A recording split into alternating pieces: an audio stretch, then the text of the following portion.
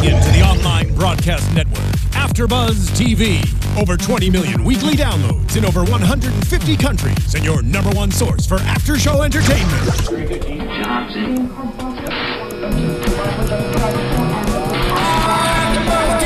AFTERBUZZ TV, the destination for TV superfans. Producing after-shows for over 300 of your favorite TV shows. Interviewing celebrities and showrunners. And bringing you behind-the-scenes exclusives. All thanks to E! Entertainment's Maria Menounos, producer Kevin Undergaro, and internet leader Akamai. Now, let the buzz begin! Jamaica, I wanna take ya. Bermuda, Bahama, come on, pretty mama.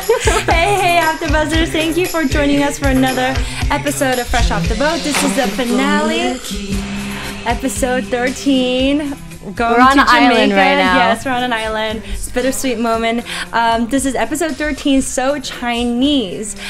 Please check us out on youtube.com/AfterBuzzTV, SoundCloud, iTunes. Make sure to follow us on Twitter and join in the conversation. You guys can find me at ms_Junlee and my lovely host. Hi guys, what's up? I'm Kanika Lal, and you can follow me on Twitter at Kanika Lal. Hey guys, I'm Michelle Fee, and you can follow me on Twitter at _Michelle Fee. So what did you think about the finale? First of all, I can't believe it's a finale. I know. It really felt like just yesterday we were watching the premiere of the. But I love this one because I like how they kind of brought it all together about their Chinese culture. You know, absolutely. Like let's show people. And they said a lot of things about the culture I had no idea about. Really? So, like what? Like what? Yeah. The food. What do you mean? The type of food that they were eating when Jessica was serving it. Like, I didn't know if that was... The chicken feet and... Yeah, like, I didn't know that was, like, a specific Chinese dish, number one. The other one was no shoes in the house. Yeah. I didn't know that was also part of the culture, so... Really? Wow. I feel like it's a big Asian thing. I totally thought I thought it was, like, an all-across-the-board type of Asian thing. No. Well, okay, shoes in the house...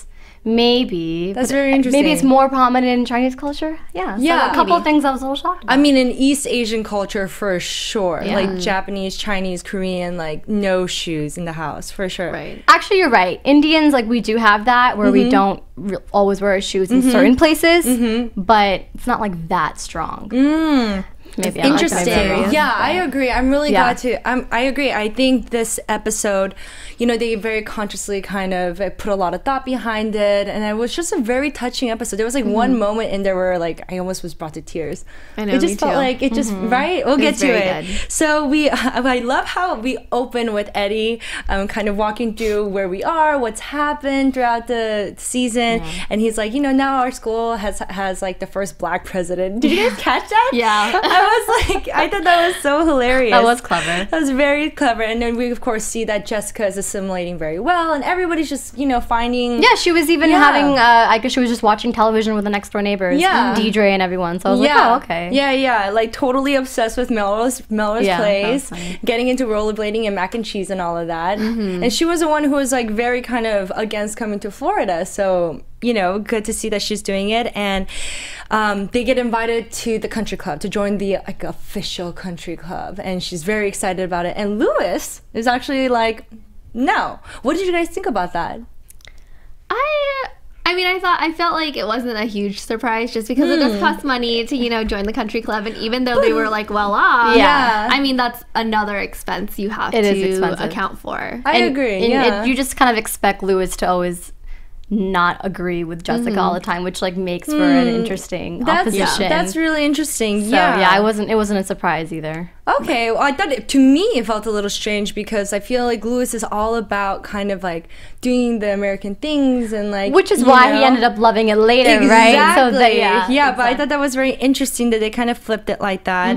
And but you know, so obviously the whole episode is kind of this identity crisis, right? Mainly Jessica feeling like, hey, have we gone too far here? Yeah, do you think that they were probably maybe more in touch with the Chinese culture when they were living in DC? Do you think they kind of lost it when they went out to Florida? What do you guys? Well, I think like in DC there was a large, you know, Asian American community, specifically Chinese community there, and at this time in Florida, especially where they were living, there wasn't, right? So that's why Jessica sends them all the way to Tampa to get Chinese lessons, and so that they can learn how to speak Mandarin. So I think it's natural when you're like so removed from your own culture and you're just immersed in another culture, you know, like when Americans go to Asia, they become like Asianified, you know, yeah. So it's just kind of natural.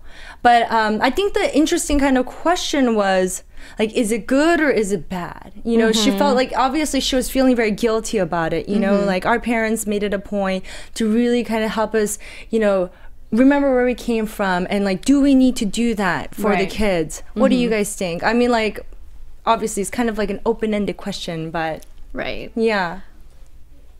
Well, I mean, yeah, my parents always stressed knowing about, it was different because like I was just so interested in my culture, so I wanted to learn. Like I actually got mad at my mom later on for not putting me in Hindi school. So but growing up, parents like, just can't win. You know, you do one thing and they're not happy about that. My parents completely win. But no, growing up, like I definitely was immersed into it like from day one. I see. So it's different, but I think a lot of parents worry from ethnic backgrounds, like, oh my god, is my child going to grow up not knowing her own mother tongue or his own mother tongue? Because when future generations, they're going to lose the essence. And what are the ramifications of that, right? Yeah, I'm already noticing how my grandparents or great-grandparents, how they speak with one another, and then how the younger generations are speaking to one another, how it's going to evolve into a completely different type of just, I don't know, identity and everything. So it is a little worrisome because you want to hold on to it. So I totally get what Jessica means, you know? Totally, I agree. Well, how about you, Michelle? Well, I totally agree with that too. I mean, I get where she's coming from, and you know, her being so removed away from the DC Chinese culture, it's totally understandable that, you know, she's becoming sort of like an American person. Absolutely, which is okay. It's totally okay, but I don't know, I felt like throughout the show though, like it totally seemed like they were still keeping with their Chinese culture, they're just adopting another culture with it. So she just kind of needed to learn how to balance the two instead of just like doing one over the other. Absolutely. Which I think like towards the end of the episode we get to that point, right? So yeah, so they're talking about, are we Chinese enough, and you know, talking about how like mac and cheese is so easy to make. You just put water and it's like so easy to make. And then just like it's like cheese from water, and she's like telling Louis like, how can we like, you know, really walk away from that? But I love the dramatic scene, like which one? When she's holding the mac and cheese. I know, like, she drops it, bacon bits, and she just drops it slow motion. And just like, okay, she is transitioning now. Because next scene we see her, she's all dressed up in her Mandarin outfit. So it was a cool transition. I know, and I think that cheese was emphasized because a lot of Asians are lactose intolerant. Oh, interesting. Right. So like, is it? A lot of Asian American, a lot of Asians in general are just lactose intolerant. It's like, I love milk. No, it's like we grow up in America, like we grow up on milk and dairy, so it's not as much of a thing. But for people who, you know, come, like there's like a whole kind of like, it's like a thing, you know? So I thought that that was like a very subtle kind of like a pointing out. And so Eddie is, you know, at school, of course, you know, in every single one of the episodes we have like these very different tracks of stories. You know, we usually have something with Jessica and Louis, and then Eddie, and then Evan and Emery, like doing together. Gosh knows what. That still was happening though, but everything was all on Wonder One plot. Like Evan and Emery were still being themselves, their cute little selves, but it was related to Jessica. That's a great point. Absolutely, like the whole Chinese thing. Absolutely, even with Eddie, because in other episodes that hasn't been the case. Right. It was kind of just random, like being left out, or you know, being like something else, like chasing after a girl. But this final, that's a great point. This final episode, all of the kids were kind of going through their own kind of like crisis. Let's talk about those crises first. First, Eddie's. For sure. Go for it. I love the beginning when we saw Eddie.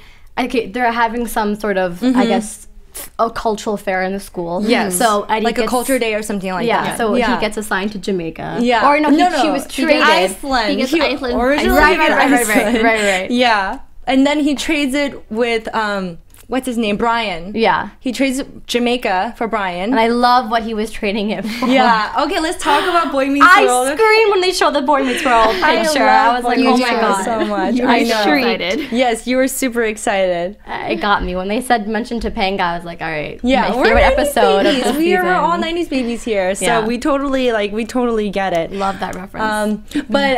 But I think it's hilarious because Jessica always kind of puts a kink into Eddie's plans. And once again, she takes Eddie to the principal and it's like, why didn't you give Eddie China? And the principal is like, well, frankly, we thought if we gave Eddie China, it would be a little racist. And it would be. Right? It would be. Yeah. Yeah. Which I totally get. Yeah. That's true. But I don't know. At the same... Because, like, you should get exposed to other cultures. Right, you should have the opportunity to like pick your own culture or whatever you want to be immersed in. Fair enough. What about Brock, the one who did the Russian dance? Do you think he was Russian? No. It was a white African, remember? When Jessica mentioned it? White. Well, I think if you like, not everyone needs to be. Yeah, like not everyone needs. I was just curious because he was so good at it. I know. Yeah. But then you also need to remember that when they went into school, like there weren't that many minorities. Like the majority of them were white people. Yeah. So I was just literally just wondering. Yeah. But I think Jessica was rocking that Chun-Li outfit. Oh yeah. And Eddie was like, why are you just like Chun-Li from Street Fighter? But she was totally rocking it. She was. And like one of the kids, like who I can't remember who it is, but then like they like curse in Chinese. I think it was Evan. Evan says "fang pi" or something like that, which means like bull fart or something. Yeah, he does it a couple times. And in the end he says bull crap. So. Yeah. I love that because even growing up I would know my own language but only the curse words. Right. Yeah, I know. I feel like that's just the way it is. Yeah, it is. Like that's like the first words you hear of your other language, the curse words. And also when people are like, you speak another language, can you teach me how to say something bad? Yeah, like that's the first thing they ask you if you know how to speak another language. You're so right. What is the obsession obsession with that? I don't even know. Because it's fun. Well, one, it's funny, and two, like if you were to say it to someone else who doesn't know that language, like they wouldn't know. So you'd be like a really sneaky person, like, oh, I just called you something, but you don't know what. Oh my gosh, that is hilarious. Well, I'm really glad that we saw Nicole this episode. You know, even if she didn't have like a big like kind of Eddie thing, I just love seeing her. I think she's a great actress. Yeah, they showed every single cast member. It was very kind of bringing it. Well, not Cattleman's Ranch. Well, not didn't they? Like there was like a moment when they were. She meant like the employees. Oh, I see. Yeah. Like, and like we everyone. didn't see like Phyllis Goldstein. The main ones that we saw from episode 1, the neighbors, Honey, Nicole. So those are the important ones that we should see before we. Oh, that reminds me. Let's talk about how the whole Asian thing got even triggered.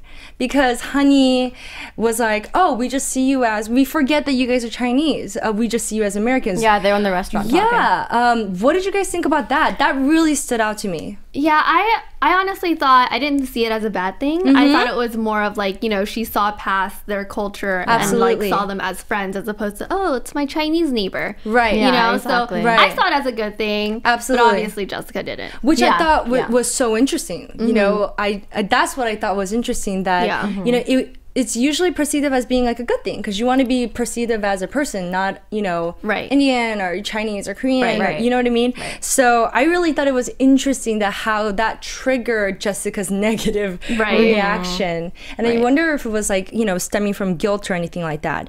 But I love Jessica's rant about, you know, what about a wall that you can see from space? China, you know, gunpowder, gambling, kung fu. China.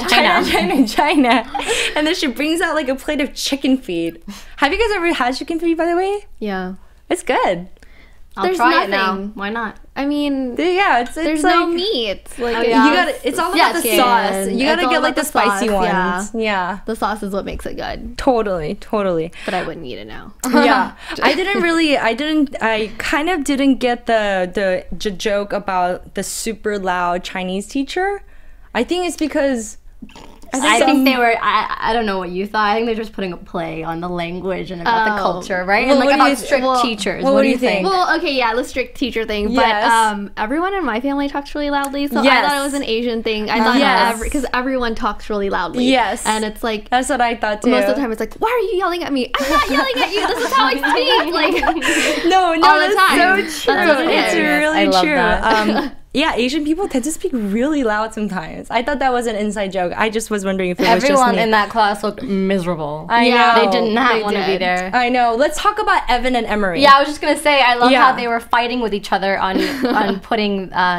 getting the approval of Jessica. Yeah. And whose work she's going to put on the fridge. I know. So the fridge is kind of like the hall of success or hall of fame for or achievement, whatever you want to call it, for the boys. And, you know, they're bringing hundreds and, you know, oh, I got 150 on a pop quiz that I asked for, Mom. You know, like, Mom, like, you know, like, yeah, look at this, like, beautiful, like, painting that I drew and, like, all of these amazing things. The painting and was so nice. Calligraphy was it was great. She was just kind of like, who actually made that. Props to you. Yes, I know, right? Some brilliant Chinese set, artist. Whoever, some artist on set who did think it. That so. was really nice. But I think so. Jessica obviously has somehow kind of decreased expectation, maybe, by becoming American. Do you think that's what that was about? Or she just didn't, or she just wasn't feeling like that was, you know, truly, you know, that wasn't propelling the boys forward anymore. I think it has a lot to do with culture, not necessarily propelling the boys forward. I think when she realized that she wasn't being Chinese enough, maybe it was because maybe like she didn't put their stuff on there because she thought it wasn't worth putting on there. So you think it was after the fact? It was after the whole Asian American crisis. Right. Yeah. But that's really interesting to me because, you know, grades and, you know, academic success is such an Asian thing. I would think that she would be, you know, incentivizing them to continuously doing it. True. But I really think that after she got into her identity crisis, as we're calling it, I feel like she maybe thought her standards were like way too low because like when the boys came in, they were like, I remember what it took to get up there, like just a painting of a turtle or whatever, you know? So maybe she thought that by becoming, like, by being Americanized, like she was putting everything on there, like, oh, that's so nice, let me put it up on the wall, you know? Got it. Yes, I think that's right. Do you agree, Kanika? I do. Yeah. I think that's right. Do. I have nothing to say to that, Michelle. Yes, so eloquently. Thank you. So that was very well spoken. So yeah, but you know, and Lewis is going back and forth, you know, about trying to convince Jessica. Well, Lewis was just having the time of his life in that country club. I mean, like, I don't blame him. I mean, he's been part of a country club, but yeah, you're paying for it, so make the most out of it. And so it's an upgrade from the municipal court. Yeah, he made some friends while at it. They were all playing tennis together. Yeah, let's talk about that. That scene was hilarious. Yeah, it was so hilarious. I get that they were calling each other names, like, oh, you jerk. But, like, I guess, is that, like, I didn't quite get that, though. I was a little lost in the actual underlying humor. What was that underlying humor? Like, was it American jokes, white jokes? Yeah, I think that's what it was playing. Yeah, and then when he called him asswipe, everyone was just like, oh, I went too far. I loved how he just totally owned it, though. And he was like, too far? I'm still learning. You know, and like he just totally owned it. And I think, like, you know, people should do that more often. Like, just be like, oh, my bad, misspoke. I'm still learning. Right. You know what I mean? A good save, yeah. Yeah, that was a great save. I liked the business idea he had, though, of Cattleman's Express. When I saw that, I was like, that is genius. And if season 2 gets picked up, they should definitely continue with that. Definitely. Of Lewis having his own shop in the mall. Yeah. It's perfect. I agree. But I also agree. I empathize with Jessica's, you know, kind of concern with, you know, the boys getting their Asian education from, like, Panda Express. Very true. You know? Oh, yes. You know? And definitely. The line that you said was if someone was like, oh, Eddie. Yeah. What's Buddhism? And he's like, orange chicken or something like that. It's true because a lot of people get their education of cultures by just seeing what Americans do with it, you know? Totally. So, well, I mean, like, you know, one step at a time, you know? Of course. Yeah, for sure. Yeah, you can always read a book if you really want to learn about it. Or watch Fresh Off the Boat.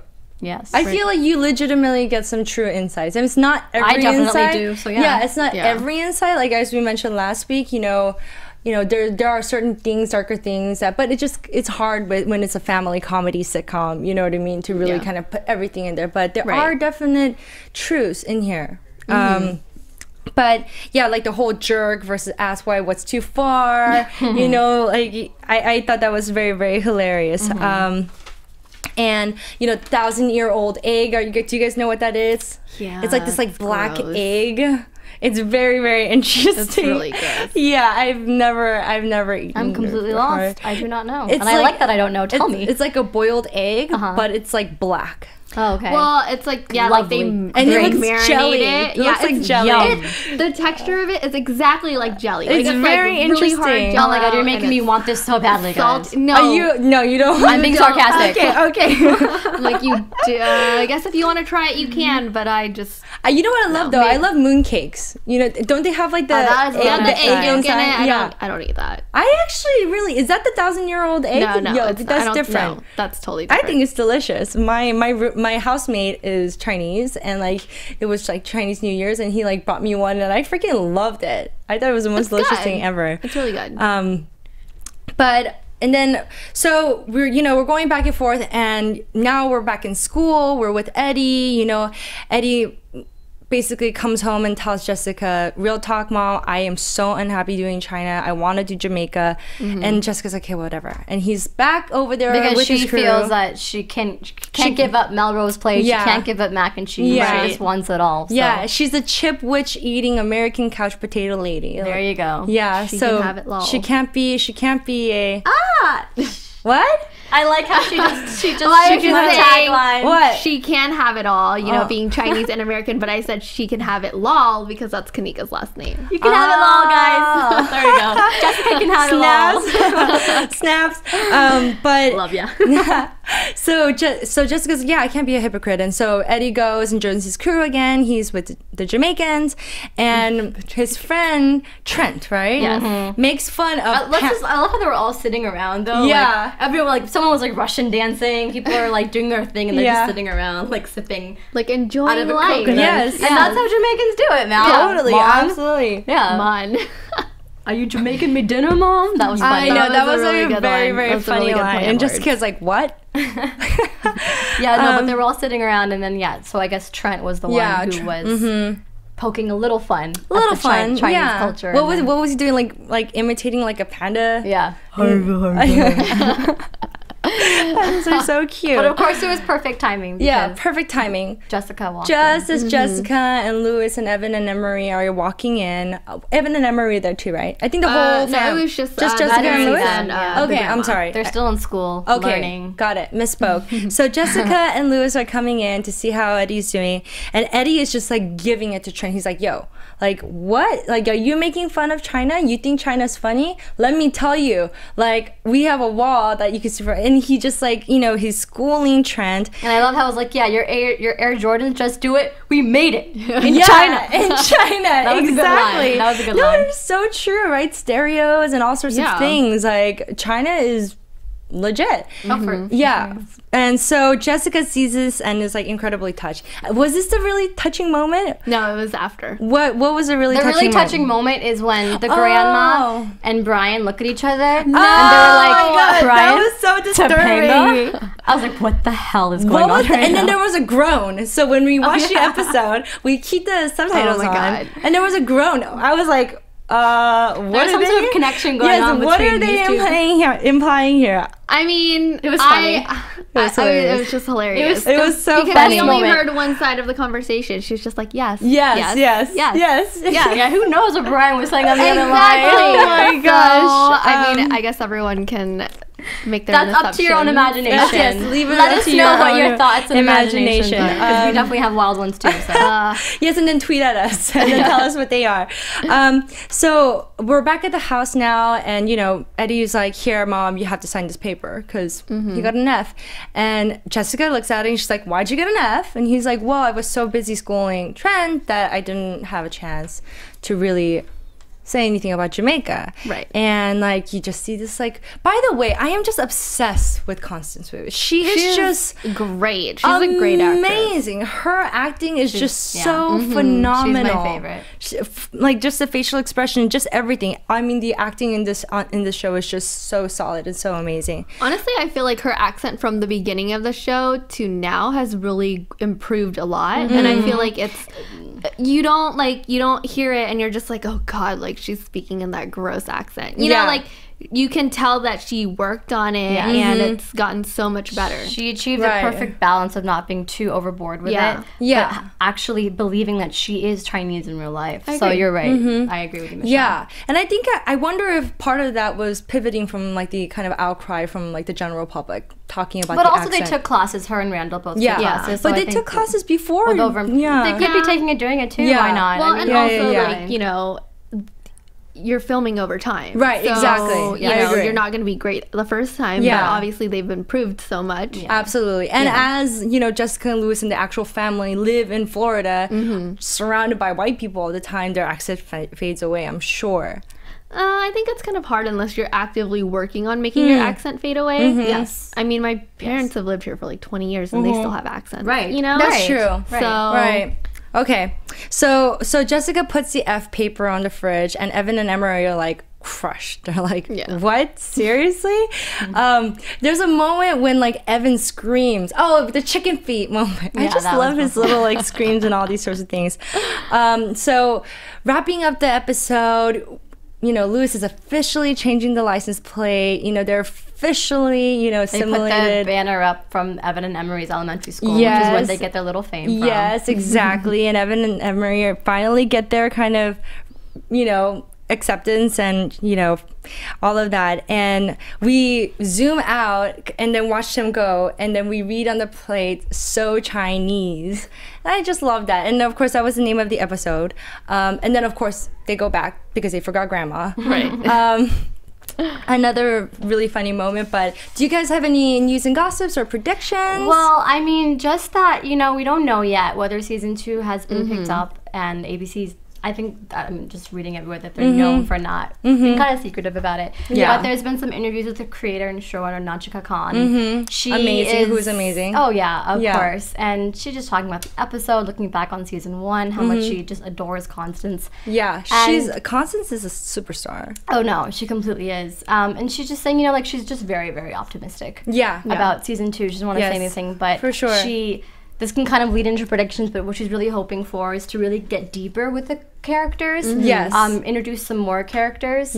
And she kind of wants to have an episode where the Huangs go back to DC and visit the family. I think that would be a really great episode. I would love to see that. And then there's just a little bit more with Constance Wu. She was just talking about how her opportunities now in acting are just so limitless. Like what she wants to do is she just wants to not be in roles that are defined by her ethnicity. I absolutely She wants to go that, for roles that any white person can do, she said. That it can be anybody, you know? Because I think Will Smith said something after Fresh Prince. He's like, I don't want to do a role that a white person can't do. You know? So she's like, watch out, Will Smith. Like, whatever role you go for, I'll do it too, you know? Like, she's just so determined.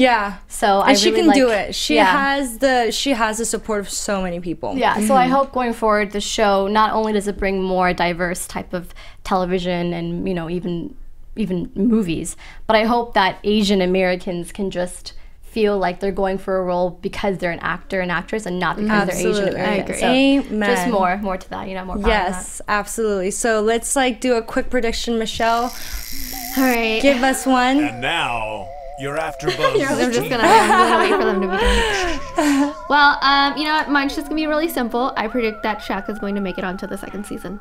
Okay. Yes, we got the tweet. Yeah, yes, because other people on Twitter are hoping that Shaq appears, and so is little Hudson Yang. Yes. So Shaq, do it for Eddie. Yes, do it for all of us. I really think he should make an appearance for sure. I agree, and I think it will happen. I'm really excited. I will predict that the show will come back for season 2, and it'll be amazing, and you know there'll be more fans than ever before, and I hope all of you guys join us for the next season 2. And that's a wrap for season 1 Fresh Off the Boat. Thank you guys. Keep in touch. Where can we follow you? Oh my God, duh. Sorry. You guys can follow me on Twitter, ms_JuneLee. You guys can find me on Instagram without the underscore, ms_JuneLee. You guys can follow me on Twitter at Kanika Lal and on Instagram at YouCanHaveItLal. There you go. You can follow me on Twitter and Instagram at _MichelleFee. There you go. Okay, Now, bye guys. From executive producers Maria Menounos, Kevin Undergaro, Phil Svitek, and the entire AfterBuzz TV staff, we would like to thank you for listening to the AfterBuzz TV network. To watch or listen to other after shows and post comments or questions, be sure to visit AfterBuzzTV.com. I'm Sir Richard Wentworth, and this has been a presentation of AfterBuzz TV. Buzz you later. The views expressed herein are those of the hosts only and do not necessarily reflect the views of AfterBuzz TV or its owners or principals.